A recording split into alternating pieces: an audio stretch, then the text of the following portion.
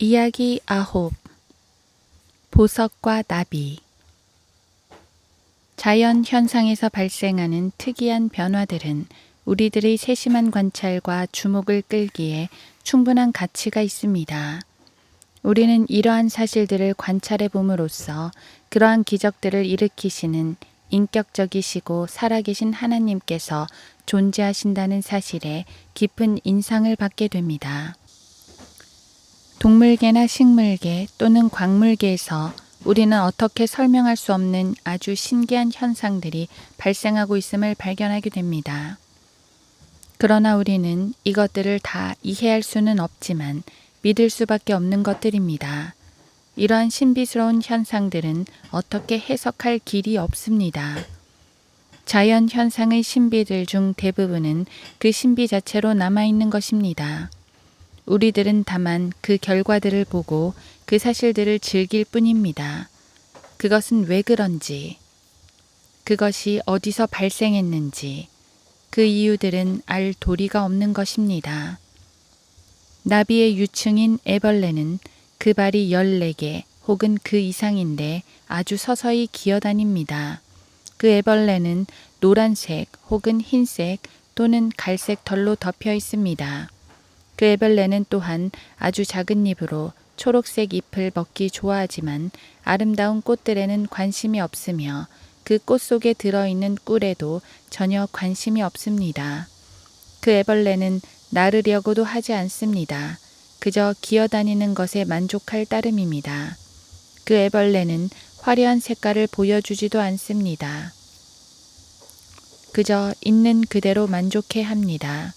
그런데 이 특이하고 작은 벌레는 겨울이 가까이 오면 자기 몸을 둘러싸기 위해 누에꼬치를 만들기 시작하는데 자신의 뒤쪽부터 시작하여 앞쪽으로 실을 뽑아내어 가면서 고치를 만들어 갑니다. 방수되고 차광되는 마지막 단계가 지나면 그 자신을 뒤덮은 자신의 집에서 완전히 밀폐시킨 상태로 겨울을 나게 됩니다. 따뜻한 햇볕과 함께 봄이 다가오면 우리가 이해할 수 없는 특이하고도 신비스러운 방법으로 누에꼬치의 한쪽 끝 가장자리에서 깔쭉깔쭉하게 구멍이 생기기 시작합니다. 이윽고 그 속에서 바깥 세상으로 나오는 것은 노란 털과 많은 발들을 가지고 들어간 바로 그 애벌레가 나오는 것이 아니라 눈부시고 화려한 색깔의 날개와 6개의 발과 꽃 속에 있는 꿀을 빨아들일 수 있도록 빨대같이 길게 생긴 특이한 입을 가지고 있는 아주 아름다운 나비가 나타나는 것이 아니겠습니까? 이 얼마나 놀라운 사실이란 말입니까? 오직 하나님 한 분만이 그러한 위대한 변화를 가져올 수 있는 것입니다. 그러면 어떻게 해서 나비로 변해서 나올 수 있을까요? 어느 누가 이런 것들을 알 수 있겠습니까? 또 나머지 다리들은 어떻게 되었을까요? 도대체 노란 털들은 또한 어디로 갔을까요? 이와 같이 놀라운 기적을 성취시킬 수 있는 하나님께서는 바로 당신의 생애도 놀랍게 변화시킬 수 있는 것입니다. 만일 지금 당신이 그 위대한 분을 소유하게 된다면 당신의 생애도 멋지게 변화시킬 수 있는 것입니다. 귀한 보석인 오팔은 땅속 깊은 곳에서 캐냅니다. 우리는 하나님께서 손으로 모래를 한 움큼 취하셔서 그것을 땅속 깊숙이 묻어놓고 그곳 밑으로부터 올라오는 엄청난 열과 위로부터 내려오는 막강한 압력이 가하여지면 우리가 오팔이라고 부르며 경탄에 맞지 않는 아름다운 보석이 만들어진다는 것을 들어서 알고 있습니다. 옛날부터 오팔은 사람의 운명을 좌우한다고 전해집니다. 그러나 이것은 아무런 근거가 없는 것이며 사실도 아닙니다. 왜냐하면 사람의 운명은 하나님께서 관장하시고 오팔은 단지 그것을 소유한 사람의 아름다움을 더해줄 수 있을 뿐입니다. 오팔은 그 자체로서는 아무런 색깔이 없습니다. 그러나 오팔은 특이한 성질을 갖고 있어서 빛을 투과시키면 마치 불타는 것 같이 섬광을 내며 가지각색의 영롱한 빛깔을 발산하게 되는 것입니다. 오직 하나님만이 오파를 만들어낼 수 있으시며 오직 하나님만이 당신을 통해서 주 예수 그리스도의 아름다움과 그 영광을 드러낼 수 있게 하시는 것입니다. 사파이어는 아름다운 돌의 일종으로 9월의 탄생석이라 일컫는 청옥색의 보석이 주류를 이루고 있습니다. 이 아름다운 보석은 진흙과 같은 성질을 가지고 있습니다. 원래 진흙을 만드신 살아계신 하나님께서는 그 진흙을 손으로 한 움큼 취하셔서 그것을 지구의 내부 깊숙이 퇴적시키셔서 그곳의 강한 열과 엄청난 압력으로 눌러놓으셨는데 사람들이 열심히 파내려가 그것을 찾게 되면 이미 그 진흙은 왕관을 만들 수 있도록 아주 훌륭한 보석으로 변모되어 있는 사실을 알게 됩니다. 사파이어는 여러 가지 색깔이 있습니다. 어떤 것들은 아름다운 수레 국화의 짙고 선명한 청색을 띠고 있어서 희귀하고 값이 아주 비쌉니다. 황금색 사파이어도 있습니다. 보랏빛 사파이어도 있고 밝은 오렌지 빛깔을 띤 사파이어도 있습니다. 이들 사파이어는 매우 비싼 종류로 그것들 대부분이 바다 건너 스리랑카로부터 오고 있습니다.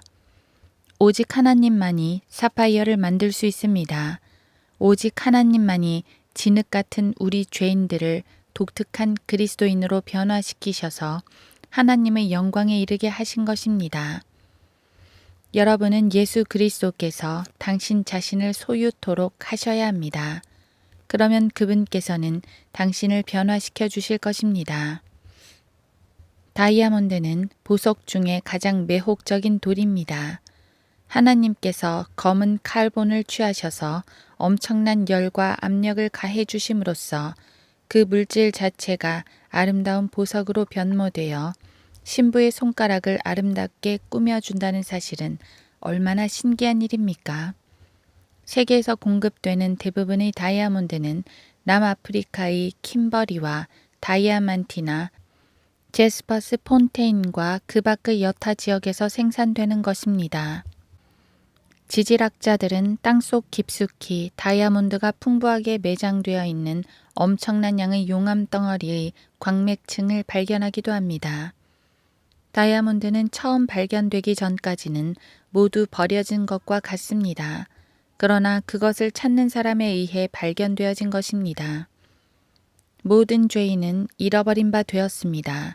그러나 그들을 찾는 구세주에 의해 그중 일부는 절망과 흑암 속에서 구출되어 만왕의 왕과 함께 공동 상속자가 되는 것입니다. 다이아몬드는 항상 미가공인 채로 발견됩니다. 그것들을 보석 세공인이 가공하고 보석상에 의해 제대로 장식되는 것입니다. 그래서 우리 주님께서는 다듬어지지 않은 죄인을 취하셔서 그를 영화롭게 하시고 그분의 왕관의 보석으로 삼으시는 것입니다.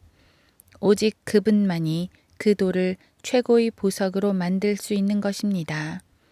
오직 그분만이 당신을 영화롭게 할 수 있는 것입니다. 주님께서는 당신이 당신의 혼을 다해 그분을 신뢰하기만 하면 당신을 칼본에서 다이아몬드로 추한 검정색으로부터 아름답고 찬란한 색깔로 변모시켜 주실 것입니다.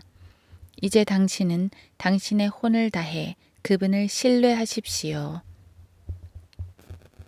땅벌레는 풍뎅이와 비슷하게 생긴 벌레입니다.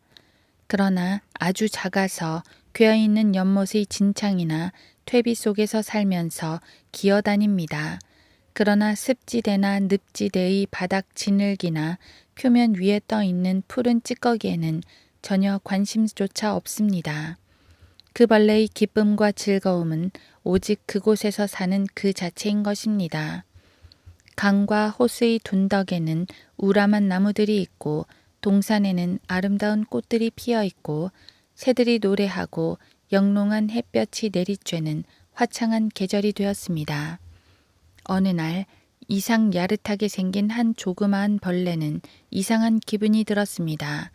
그의 등이 근질근질하기 시작했습니다. 이윽고 그의 온몸은 수면 위로 떠오르고 싶은 욕망에 견딜 수가 없었습니다.